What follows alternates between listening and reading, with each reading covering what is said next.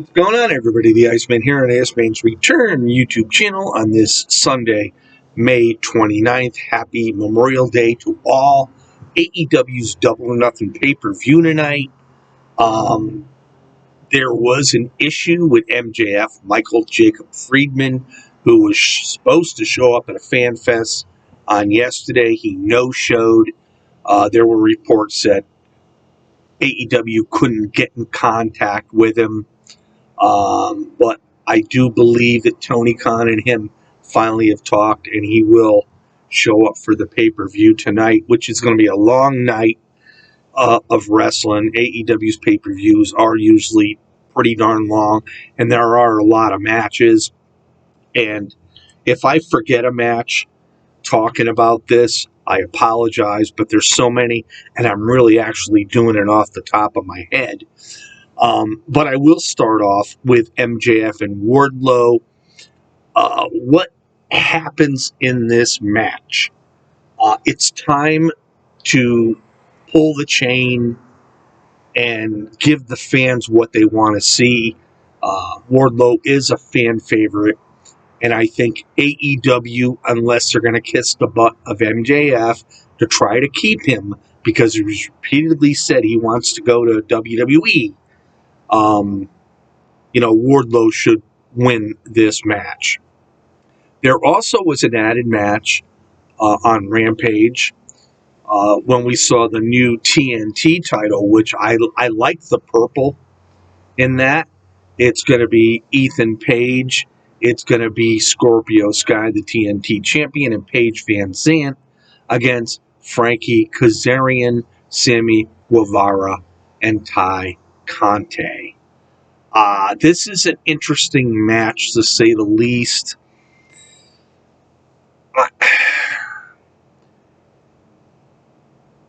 I really am like 50-50 on this, and I'm 50-50 on a lot of matches, and I understand, I try to lean one way or the other, but this could go either way. But I'm going to go and say that Sammy, Ty, and Kazarian get beat.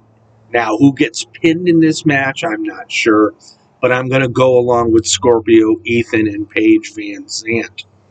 We also have Ruby Soho going against Britt Baker in the Owen Hart Women's Tournament. I'm wondering about this one, too. Britt was just champion in AEW until she lost to Thunder Rosa. And to be quite honest with you, we saw Ruby get pushed when she first came in, and then we didn't see a lot about her, but now we're seeing her again. I honestly thought maybe they would have dropped the gun and gave it to Chris Statlander in that semifinal match, but they didn't.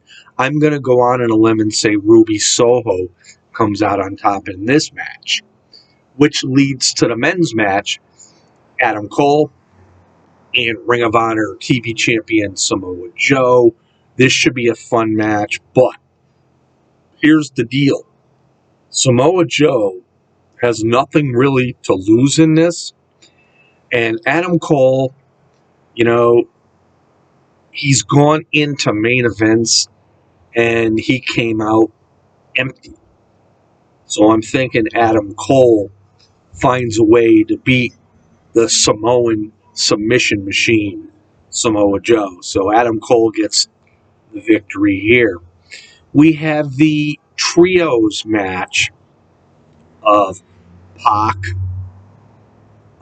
Ray Phoenix, and Pentagon against Buddy Matthews, Malachi Black, and I can't think of the big guy's name off the top of my head.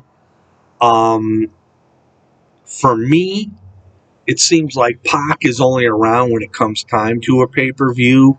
So I think, in my eyes, the team of Malachi Matthews and the big guy comes out and wins on top. Why? I can't think of his name. I'll think of it after I'm done with the video, but, it is what it is. And then we have the Anarchy match, which honestly I don't really care too much about. We have Chris Jericho, Jake Hager, and the three other losers. I think out of the other three, Daniel Garcia is the only guy that's really going to amount to anything. And they face Santana, Ortiz, Eddie Kingston, Bryan Danielson, and of course Jon Moxley. This is another tough one because Jericho has been pretty well pushed, but I think because Moxley and Bryan Danielson of the Combat Club are in this, I think that they will come out on top. And obviously, it won't be Jericho that gets pinned. It'll probably be one of the two guys that I could care less about in this group. And it is not going to be Daniel Garcia. So, there you have it as far as that goes. Moving on, there are the women's title match. Thunder Rosa, the reigning AEW World Heavyweight Champion, going up against Serena Deeb. This match, I honestly think there's just really no chance for Serena Deeb to come out on top of this. Thunder Rosa has not held the belt for a long enough period of time. And as we all know, the women and men usually hold their championship titles a lot longer, so to speak. So I see redemption by Thunder Rosa. Now, whether there's anything that's going to happen, during that match or not, I don't know. But I do see Thunder Rosa coming out on top in this one. Then we have the TBS title match. Jade Cargill, the champion, going up against Anna Jay. I like Anna Jay a real lot. But AEW is really pushing Jade Cargill. I'll be honest with you, I'd like to see her get beat. But I think tonight that we won't see her lose. I think she's going to continue her run. And it sort of does make you wonder who will be the one to topple her. We'll have to wait and see on that. But Jade Cargill retains. And then we have Darby Allin against Kyle O'Reilly, which was just added on Rampage on Friday. Darby always seems to find a way to get on a pay-per-view, although he is one of the younger stars for AEW. And quite honestly, it just, Darby very seldom ever takes a pin. And, Kyle O'Reilly is a good worker in the ring, but popularity, in my eyes, will give it to Darby Allin. The main event, of course, Hangman Adam Page, the AEW World Heavyweight Champion, against CM Punk. Hangman's had it since Full Gear. CM Punk is a fan favorite. We've seen glimpses of Hangman on his segments, sort of like being a little bit of a heel. In my opinion, to me, it's a no-brainer that Hangman should defeat CM Punk, but this is a business. It's all about buy rates. It's all about popularity. Realistically, Hangman Page is by far 100% better worker in the ring than CM Punk. CM Punk's skills have diminished. He still is loud on the mic, but again, realistically, Hangman is such a better worker. But we'll have to wait and see. I've been going back and forth with this. 1 minute I'm thinking Hangman's going to retain, and then I'm thinking Punk's going to win because of his popularity, and then I go back and I go back and I go back. I don't know if we'll see any surprises tonight. I would love to see Kenny Omega come in this main event and get involved and distract somebody. And what we'll have to wait and see. So right now, I'm going to give it to CM Punk because I think AEW is, they're talking about battling against the Celtics and the Heat for Game 7, and they're going to want to do something special. So we'll see. I'm hoping it's Hangman, but I'm giving it to CM Punk. We have the Young Bucks as well going up against the Hardy Boys. This will be a fun match no matter who wins. The Young Bucks have still got the skill behind them. They haven't lost a beat in all these years. Jeff Hardy is looking great in the ring. He has to carry his brother Matt. Obviously, Matt is just not the guy he used to be. So this should be a fun match to watch. Who do I think is going to win? It's a tough call again, but I am actually going to go with the Hardy Boys, and I think it's just going to lead on to something further down the road. And then finally, we have the AEW tag titles on the line.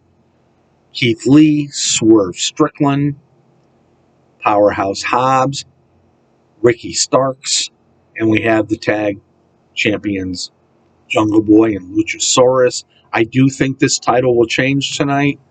I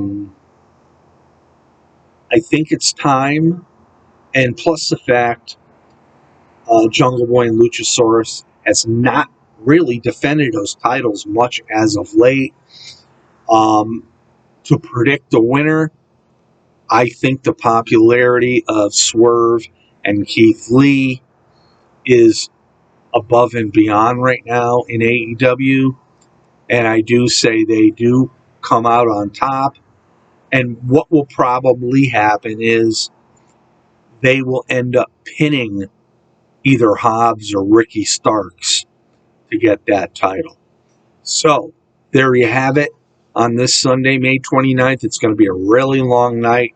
It's going to be a tough one to stay up for because I'm really looking forward to the main event. And I'm hoping Hangman can pull it off. I'm hoping that Tony Khan is vested enough in Hangman to give him a longer run, because if he does lose, he will be one of the shortest champions in AEW, and I think the only shorter one would have been Chris Jericho. But we'll have to wait and see. It's going to be a fun night, and I'll be checking Miami and the Celtics as well as I'm watching this pay-per-view. So there you have it. Hopefully MJF does show up, because if he doesn't, it's obvious. He's looking to get fired. And that's what he's looking to do. But then again, how many times can you kiss his ass to keep him in AEW? And it's much like Sasha Banks in WWE. How many times are you going to kiss her ass, and just slap her on the wrist? You need to do more.